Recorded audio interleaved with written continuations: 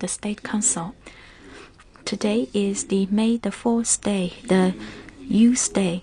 President Xi Jinping points out that youth is becoming enriched because of hard working and being through all the tests. The youth has joined the broad public in the fight against COVID-19. They have also demonstrated the vitality of the youth. May I take the opportunity to express the festival greetings to the youth in the country. For today's press conference, we are continuing to have the members of the medical teams to Wuhan or to Hubei to share with us their experience. We have Dr. Zhu Qingtang from the #1 hospital, Zhongshan University, Dr. Qian Zhaoxin, the leading member of the national team from Xiangya Hospital, Mr. Qiao Wuying or Dr. Qiao Wuying, the director of the Emergency Medical Center of Zhengzhou, and Vice President Liu Zhiyu of the #2 hospital affiliated to Dalian Medical University, and also the leading person of the #2 team of Leishanshan Hospital. Let me first give you the update of the epidemic. Yesterday, between 0 and 24 o'clock, China's mainland reported 3 increased confirmed cases. All of them are overseas imported, including 2 in Shanghai and 1 in Shandong. There's no new fatal case, and there's 1 newly increased suspected case, which is overseas imported in Shanghai. Yesterday, there were 53 cases cured and discharged from hospitals, and close contacts removed from medical observation numbers 632, and the number of severe cases dropped by 1. For overseas importation, there are confirmed cases remaining 402, and there are 5 severe cases included. For remaining suspected cases, the number is 3. In total, there are 1,675 cases confirmed, 1,273 cases cured and discharged from hospitals, and there's no fatal case. By the end of yesterday, China's mainland reported that for remaining confirmed cases, the number is 481, including 33 severe cases. In total, the number of cases cured and discharged from hospitals is 77766, and the total deaths 4,633. In total, 82,880 cases are reported as confirmed cases. There are remaining 3 suspected cases. In total, for close contacts traced, the number is 734,766, and the close contacts still under medical observation numbers 7,392. For newly increased asymptomatic infection, the number is 13, including 2 overseas imported. And yesterday, there was no case who were transferred to confirmed case. 19 cases removed from medical observation, including 2 overseas imported. Asymptomatic infections still under medical observation, numbers 962, including 98 overseas imported. In total, from Hong Kong, Macau, and Taiwan, the confirmed cases reported is 1,520, including from Hong Kong SAR 1,039, from Macau 45 cases, and from Taiwan region 436. Yesterday, the remaining confirmed cases dropped to less than 500, which is the lowest number since January the 23rd. And for 3 weeks in a row, the confirmed cases were on the job. And over the past days, we can see 92 cases imported from overseas, which is lower than the daily peak previously. So we need to guard against the overseas importation and realize the seamless and closed loop management and transfer and connections. Now we will have the Q&A. Please identify yourself before you put forward your questions. The floor is open. The first question on the right, on the front row, the second lady reporter, please. Thank you. With CCTV. During the epidemic treatment, one important measure is to concentrate the severe cases in a particular hospital, which will be treated by a highly capable medical team, but the number of severe cases may exceed that of the ICU beds. How to address this problem? We will have Dr. Zhu Xintang to answer the question. Thank you for your question. Well, in our hospital altogether, we had 3 medical teams with a total number of 450 medical professionals who've been to Wuhan. The first team was dispatched on the Chinese New Year Eve, and the second one was dispatched on the Lantern Festival. Indeed, in less than about 5 hours, we received 30 severe cases. The cases were really in critical conditions, even in shock. So these critical cases should be sent to ICU for emergency treatment. Yet, at that time, the number of beds in ICU unit was very limited. And in our medical team, we have 18 specialists, and 40% of the members have been working in the ICU. And over 90% of the team members have experience working in the ICU. That's why we decided to quickly equip the ward with the ICU equipments. Previously, we had already brought with us devices like ECMO, ventilators, ultrasound devices, and blood dialysis.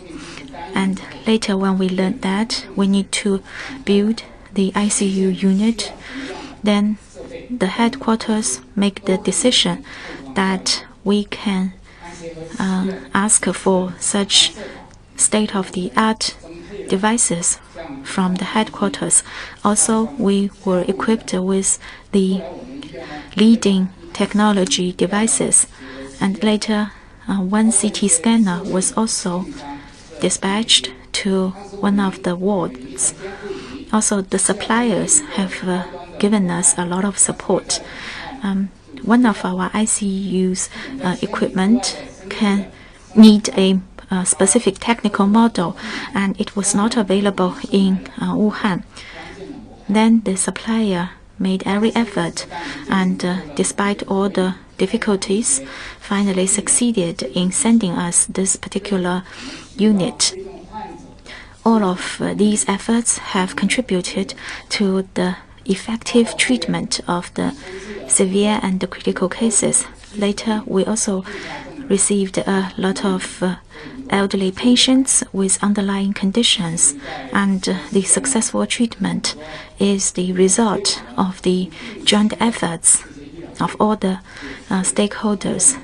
The medical teams have also made every effort to build the ICU ward and dispatch or concentrate the medical professionals with ICU experience. This measure has helped to address the difficulties in the ICU. Thank you. Next question, please. Journalist from the first row on the left side. Thank you. With the Hong Kong Economic Herald. It was reported that Xiamen Hospital affiliated to Central South University worked in the western wing of Concord Hospital. We learned that there were many medical teams at the western wing of Concord Hospital. How did you collaborate with each other? I'd like to ask Professor Qian Zhaoxin to take the question. Thank you for your question. That's a great question. Yes, indeed, there were many EMTs from across the country in Wuhan, and each was composed of multidisciplinary professionals in certain wards. Members from different team members worked in the same zone. For example, in 2 warding zones, one was participated by the team members of our hospital and other 2 hospital medical teams. And in some designated hospitals, such as the West Wing of the Concord Hospital of Wuhan, collected the severe cases. So at the most, we had a Hainan Provincial Medical Team and the Heilongjiang Provincial Medical Team. At the greatest number, there were 30 of the medical teams. How can we ensure coherence and consistency of treatment? Indeed, that was a very challenging task. We needed a highly standardized and efficient coordination mechanism. Given that the COVID-19 was an unknown disease for all of the medical teams, our understanding has been growing as time went by. So it was essential for us to communicate with each other and engage in close collaboration. Under the deployment of the National Health Commission in the Western Wing of Concord Hospital, we've established a steering committee. All the team leaders of the medical teams were in this steering committee. I'd like to put forward an example to show how did we cooperate with each other among medical teams. We first classified the wards under our management into 5 management areas, and we've set up steering groups in charge of the 5 different sectors. On a weekly basis, we convene consultation if there were difficult cases or very successful experiences. We then put forward the information to hospital, and we hold a weekly discussion by all the experts' participation from the hospital. So we held 40 weekly discussion among these 5 segments, and 10 plus hospital consultations, and more than 150 patient cases have gone through such consultation. There were so many of us, and for each time of the consultation, we have lasted for 1 hour and a half and even above. It was dangerous, but we did so because we need to pour our wisdom to save each life. Thank you. Next question, please. Journalist from the 2nd row on the left side, please. With the Phoenix TV, Leishanshan Hospital got profound attention by netizens during its establishment and the treatment of the patients. For those who have experienced with this, I'd like to ask about your impressions. I'd like to ask Professor Liu Zhiyu to take the question. Thank you for your question. Yes, indeed, as you have pointed out, the establishment of Leishanshan Hospital, just like its name, it was like the speed of the lightning or a thunderbolt. And we felt keenly speed in 3 aspects. First, it was quickly established.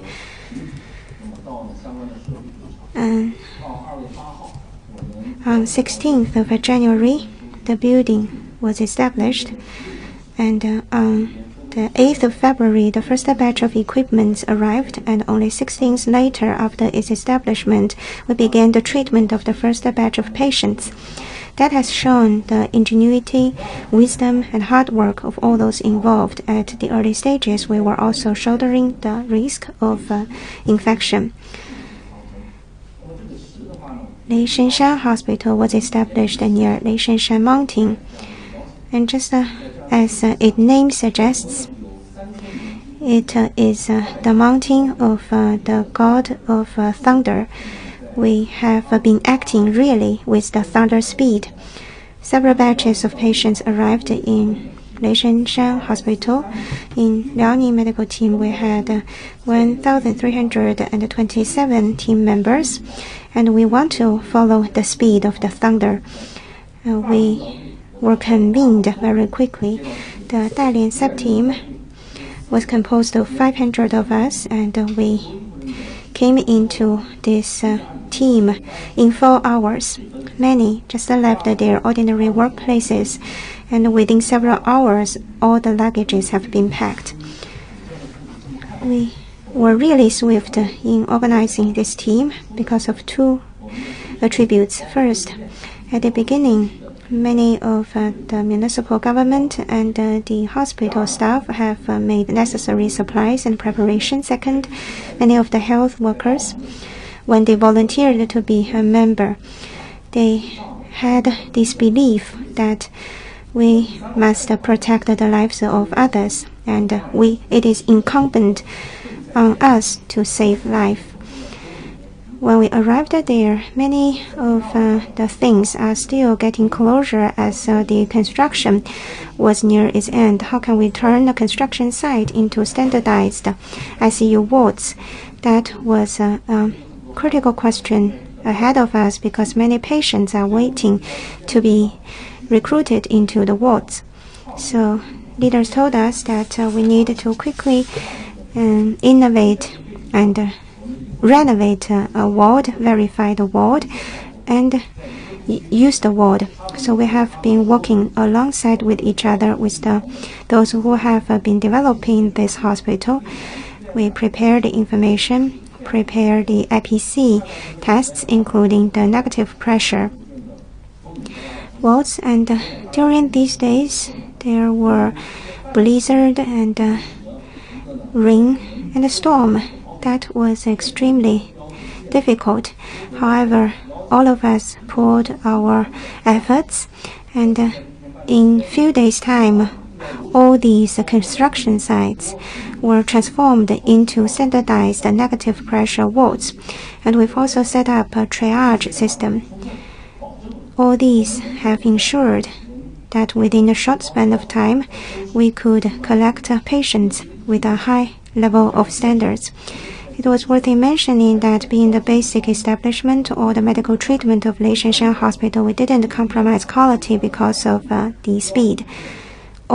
Everything has been established in accordance with stringent criteria of infectious disease control, including the negative pressure wards.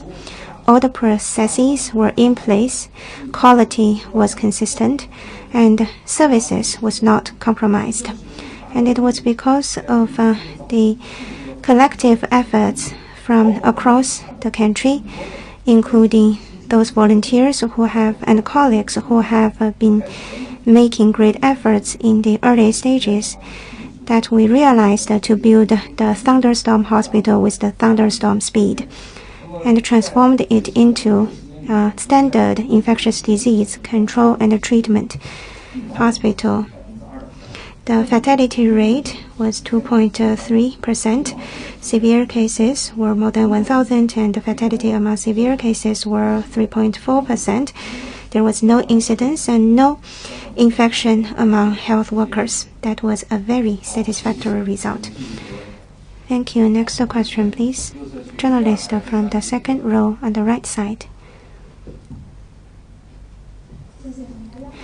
Thank you. With CNR.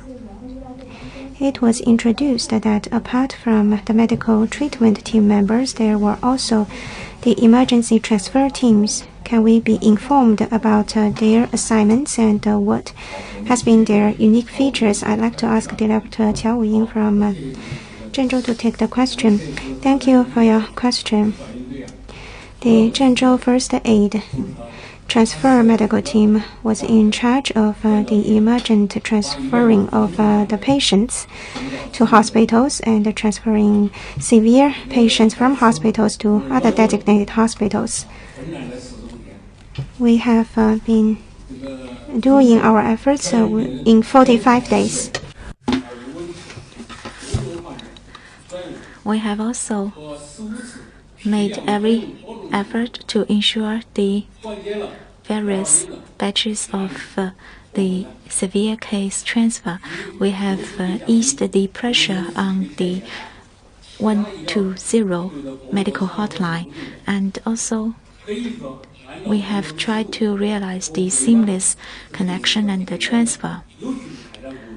I think it is fair to say that we have carried the work in a timely and efficient manner.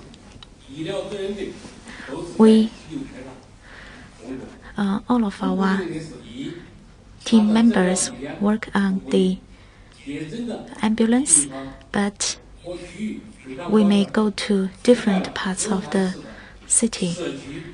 Actually, all of the quarantine facilities, the nursing care homes, the psychological counseling facilities, and all the other concentrated or crowded places are covered by our services. Furthermore, there are so many variations or differences between the tasks. For example, one task may request us to send the patient to the temporary hospital, while the other may require us to send the patient to a specific hospital. All of the things are uncertain. We are faced with a big pressure and also various difficulties. We need to carry the holding bed as well as the emergency devices. The people we serve could be the elderly citizens as well as the middle-aged, and there are many risks we are exposed to. So for us, we are first aid personnel, at the same time psychological supporters, and etc. So we are fully or multifunction, really multifunction. Okay, on the left, on the fourth row, the first gentleman reporter, please. Thank you. With CCTV News, on behalf of the news channel, I have a question for the Liaoning medical team. Previously, we reported the Liaoning medical team in Leishenshan Hospital. I know that you have taken over 70% of the medical workload, and also there are young medical professionals. How about their performance? This question is for Dr. Liu. Thank you very much for putting forward this question on the Youth Day. The Youth Day is really a holiday or a day of vitality. The youth, the people who were born in the 80s or in the 1990s, had really touched us greatly. In our team, they represented over 50% of the total team. I think this is about the average proportion in all the medical teams from Dalian to Wuhan. Also, for senior patients, we received over 50% of them. They account for over 50% of the total patients we receive. So indeed, the people who were born in the 1990s were taking care of the people who were in their 90s. The young team members were all volunteers to join the medical team. When we were about to land on the Wuhan airport, frankly, I did feel the young professionals were a bit nervous, and they also found it quite pressure. And then I had a team member who described the things they are afraid of and they are not afraid of. They say that I am afraid of the increasing number of patients in Wuhan. I'm not afraid of the situation, as I am one of the doctors and the medical professionals. I am afraid of the fact that there are medical professionals who were affected. Yet I am also not afraid of the situation, as I'm working in the team, and the patients also show care to us even though they are helpless. So this is like mutual assistance between the medical professionals and the patients. It is really touching. Many of the team members in the front line were born in the 1990s, and they were moms, young mothers, or daughters. And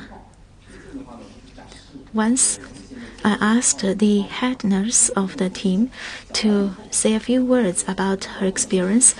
Afterwards, she asked me, is it possible not to broadcast the interview in the prime time, because she didn't tell her parents that she is among the team member. We also have young mothers whose kids were only 1 or 2 years old, but they came to the medical team and worked in Wuhan anyway.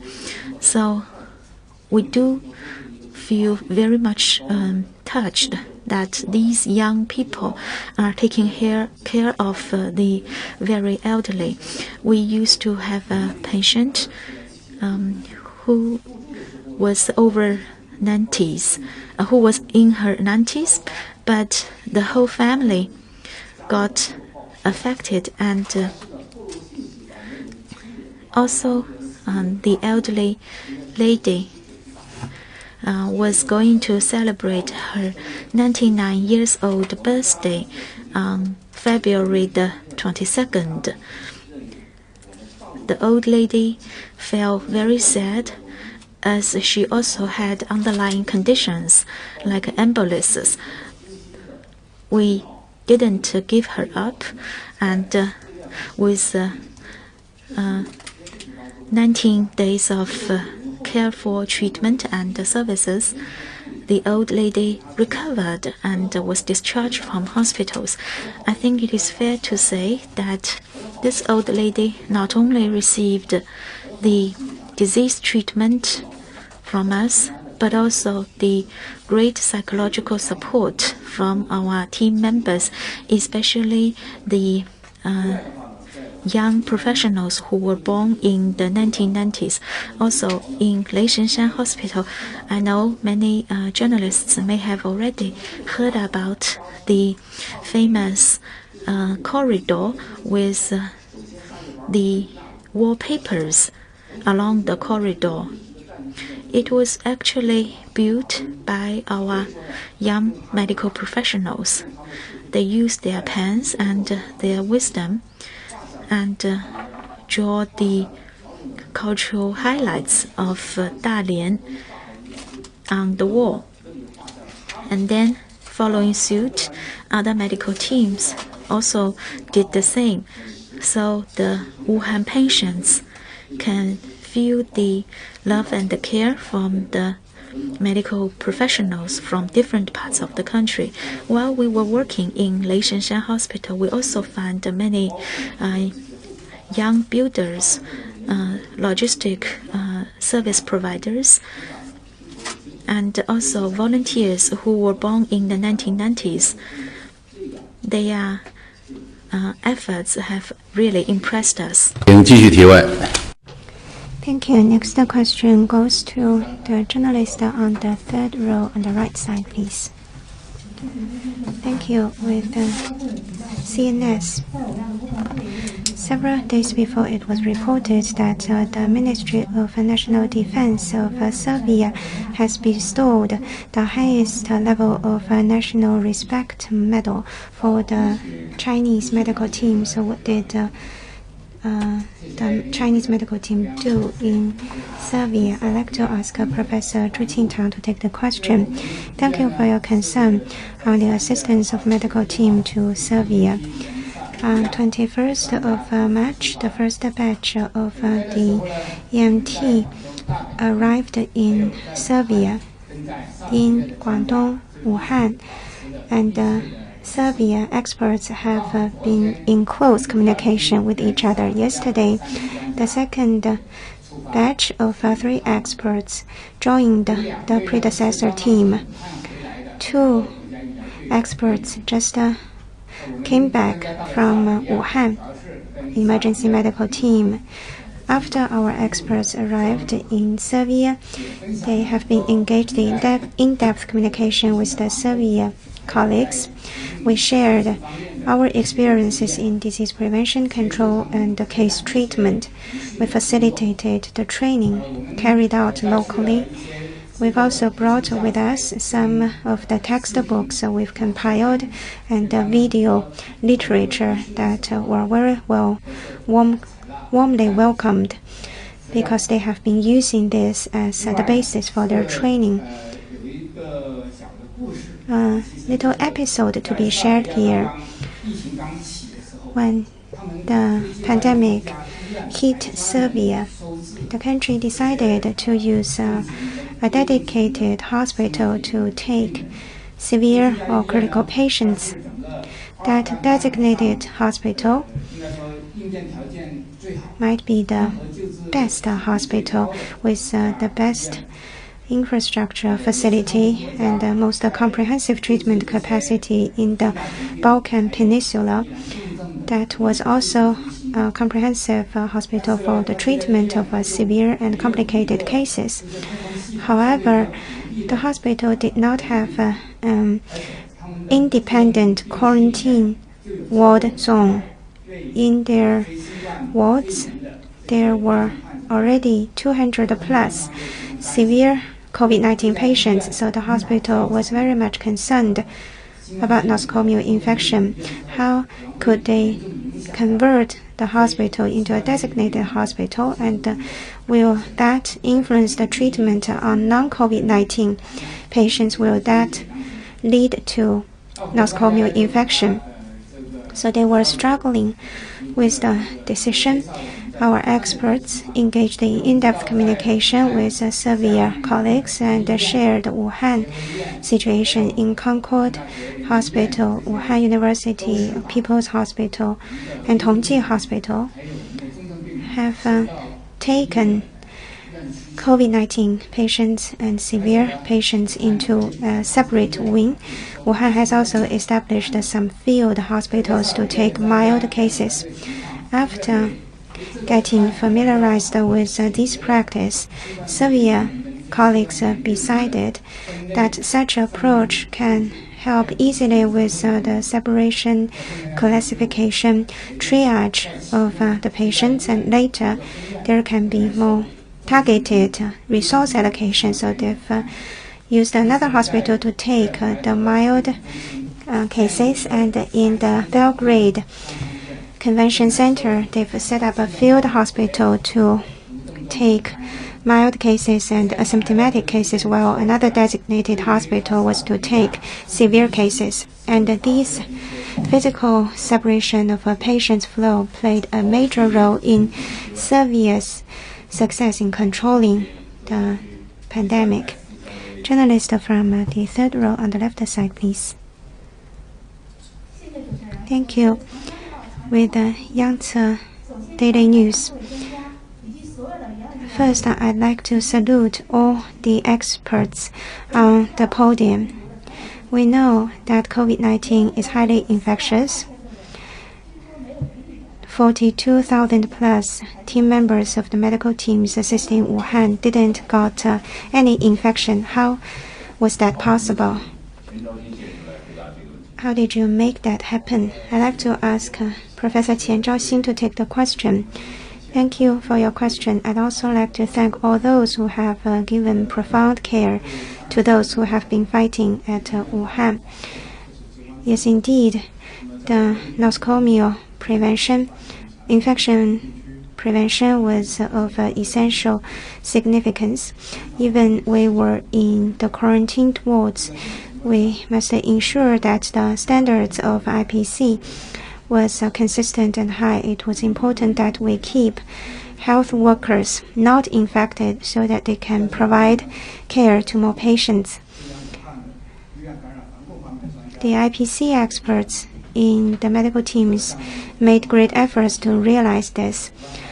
Professor Wu Anhua from Xiangya Hospital of the Central South University arrived in Wuhan on the 20th of January,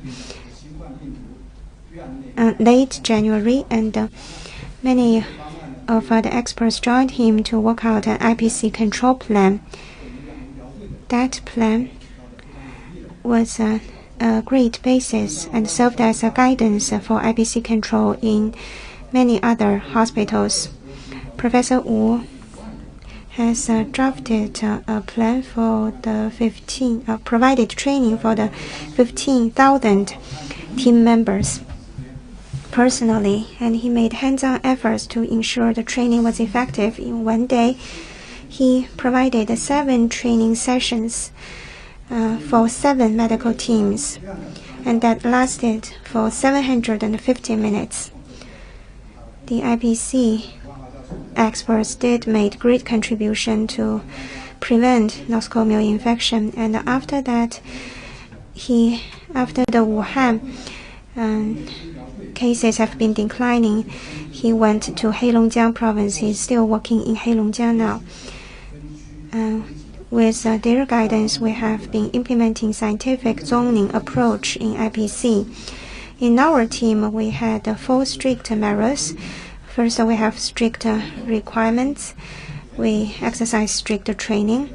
We ensure strict implementation, and we carry out strict monitoring. All the members of the team must get strict training before they can work in quarantined ward zones. We've also set up a dedicated post for PPE control, who is in charge of the preparation of all the PPE materials for the team members, and he will guide and monitor the equipment wearing of all the team members.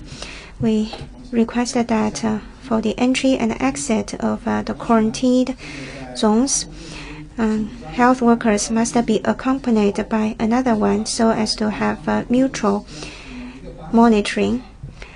The work shift was rescheduled, and each shift was adjusted to 4 hours.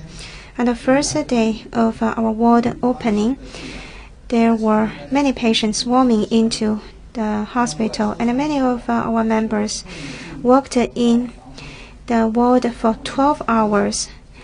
Sweat was all over them. In such scenario, it will not be positive for the personal protection of the health workers. So after the medical supplies came in, we have shifted the working hours to 4 hours on one shift to ensure safer protection.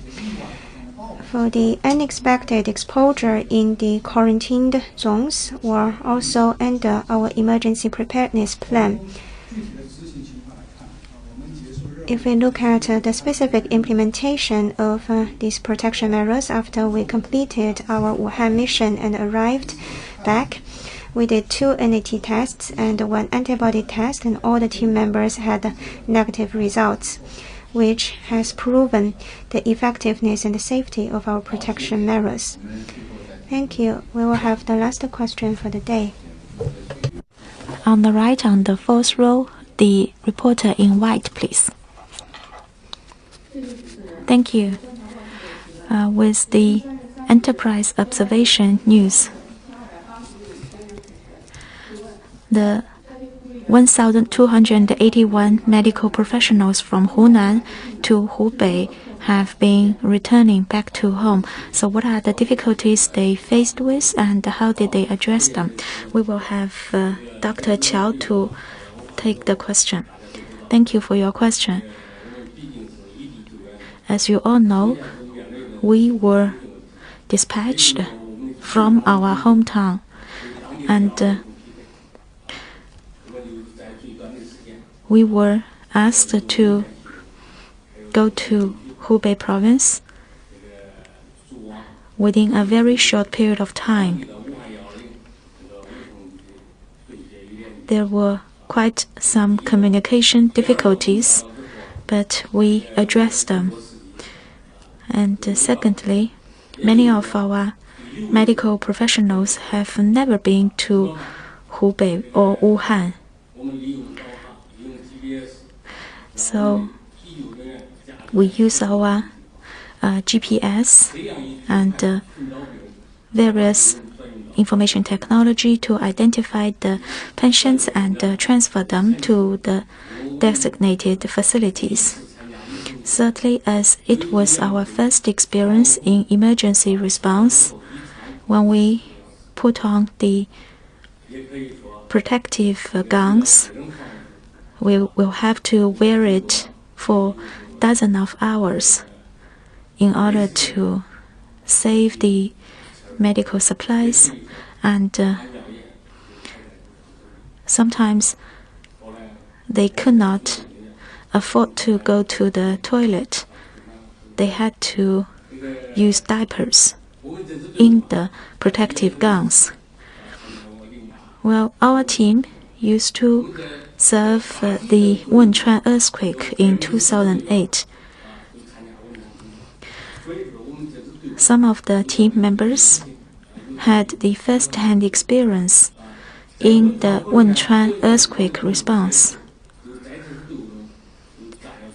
These people became the main leaders of our emergency transfer team.